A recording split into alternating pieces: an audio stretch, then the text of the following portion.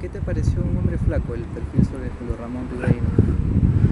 Bueno, sí me gustó. Era ágil, quizá demasiado ágil, por cuanto se hubiera podido profundizar más en algunos aspectos. Pero claro, no se proponía hacer una biografía, ¿no? Sino, eh, sino ser un retrato, una semblanza del escritor. Yo creo que sí, hay un buen trabajo de investigación. El autor Daniel Tittinger ha podido entrevistar a muchas personas que lo conocieron. Y tal vez su falla mayor, pero que era imposible de solucionar, era que no llegó a conocer al escritor en vida, ¿no? Lo cual hubiera sido decisivo para poder elaborar un retrato más redondo. Y bueno, ahí muestra un poco que Ribeiro los últimos años lo vivió con mayor intensidad, ¿no? Bueno, viviendo más que escribiendo, ¿no? Cita alguna frase y bueno, y también recibiendo el reconocimiento y de alguna forma disfrutándolo, ¿no? Bueno, yo tuve la suerte de tratarlo en esa época, de hacerme no solo amigo, sino prácticamente un cómplice eh, suyo. Y más aún, en los últimos tiempos me he dado cuenta que mi relación con Julio Ramón fue también la de casi un secretario, puesto que también um, me comporté como un agente. Él me hizo firmar un pequeño contrato por medio del cual él me iba a asignar un porcentaje de los honorarios que yo le consiguiera, ya sea por libros, conferencias o presentaciones públicas. Y, y por cierto, también fui su editor. Yo me encargué de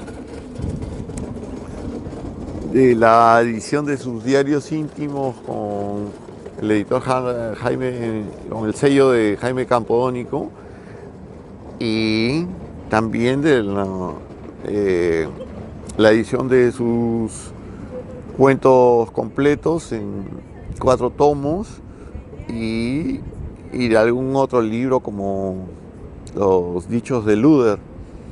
Entonces, para mí fue una experiencia riquísima e inusitada de, de haber trabado contacto con este escritor admirado, un maestro del cuento, en tantas facetas de su vida, ¿no? Y de su obra. ¿Y te llegaste a leer o te dio a leer los últimos diarios esos que no se han publicado? Bueno, los he hojeado. Era imposible que lo leyera todos porque eh, eran muchísimas páginas, ¿no? Solamente se publicaron 3 volúmenes, pero había material como para publicar unos 6 o 7 volúmenes más. Y yo lamento profundamente que, que ello no fuera posible, sobre todo por la decisión de sus herederos de no divulgar eh, estos documentos inéditos. Eh, yo incluso tuve los diarios en mis manos porque el escritor en su lecho de muerte me mandó llamar junto con su hermano Juan Antonio y me pidió que fuera con él a su casa a recoger sus diarios para poder ponerlos a buen recaudo y garantizar así su publicación, aunque fuera póstuma. Yo, sin embargo, por un afán de honradez que ahora lamento, eh, decidí no quedarme con los manuscritos, sino dejarlos todos en manos de su hermano Juan Antonio, quien a la postre tuvo que devolvérselos a la viuda del escritor. Y yo digo lo lamento porque yo había celebrado un contrato en su nombre con la editorial de Jaime Capodónico para publicar los volúmenes restantes. Pero bueno, todo eso se frustró por la muerte del escritor, ya que el editor no quería enfrentar una batalla legal por cuanto no se sabía si, habiendo muerto Ribeiro, los contratos podían tener validez. En fin, el caso es que se frustró la publicación de los demás volúmenes y hasta ahora no ha aparecido ningún tomo más, lo que lamento profundamente, ya que el diario es un documento excepcional, creo que no tiene precedentes, al menos en América Latina. No creo que haya un diario literario de tal envergadura y de tanta duración. No hay que olvidar que esto lo empezó en su primera juventud y que lo fue continuando a lo largo de su vida hasta sus últimos días, hasta que le fue posible empuñar un lapicero o maniobrar la computadora. Y esa es en realidad, curiosamente, la obra que lo hizo conocido afuera, ¿no? O sea, Vila Matas y otros escritores leyeron el diario de Ribeiro y descubrieron ahí un escritor, ¿no? Bueno, y él pensó que durante mucho tiempo había pensado que de repente su diario no iba a tener mayor interés, a tal punto que nunca se había propuesto publicarlo en vida. Simplemente pensó que ningún editor se iba a arriesgar a difundir una obra que probablemente iba a tener muy pocos lectores. De ahí que yo siempre me he sentido muy contento por haber logrado persuadirlo de la necesidad de su publicación.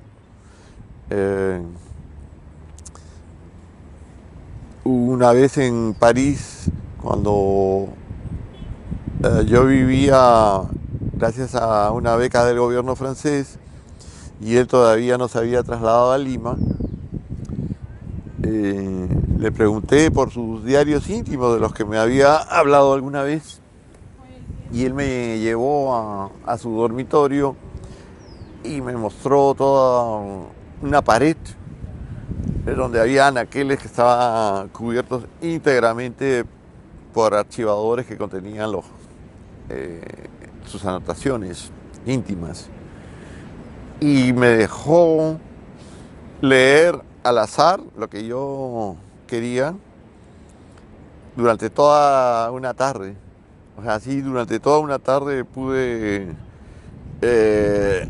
leer entradas de sus diarios del primer volumen al último, por decirlo así. Y allí fue donde lo convencí de que eso debía publicarse de todas maneras. Por suerte, Ribeiro accedió y nos pusimos manos a la obra cuando volvió a Lima y yo la ayudé a poner en orden el texto, a darle la forma final, por cuanto eh, por tratarse de un diario íntimo, eh, estaba compuesto por anotaciones irregulares, no siempre en un cuaderno, sino que muchas veces se trataba de anotaciones hechas en servilletas o en papeles sueltos, ¿no? Que él había ido agregando, sumando. Eh, y, y claro, había que trabajar un poco para darle la forma y el orden final, ¿no? Pero claro, no hubo tanto problema porque estaban en todo caso ordenados de acuerdo a los años en los que los escribió. Y yo creo que son muy pocos pasajes los que excluyó. No pienso tanto porque ni visiones de alguna clase, sino porque podían ser reiterativos o no, o no ser finalmente tan trascendentales, ¿no? Eh, por tanto, yo espero que algún día, si no se publican, por lo menos que se encuentren, sean depositados en una biblioteca o centro de investigaciones a donde los estudiosos puedan acceder para poder leerlos y cotejarlos con su obra. No hay que olvidar que sus famosas prosas apátridas provienen de los diarios. Como no había pensado su diario en vida, decidió escoger algunos de los mejores pasajes, aquellos pasajes que tenían relativa autonomía, para integrarlos en esta miscelánea a la que dio el nombre de prosas apátridas.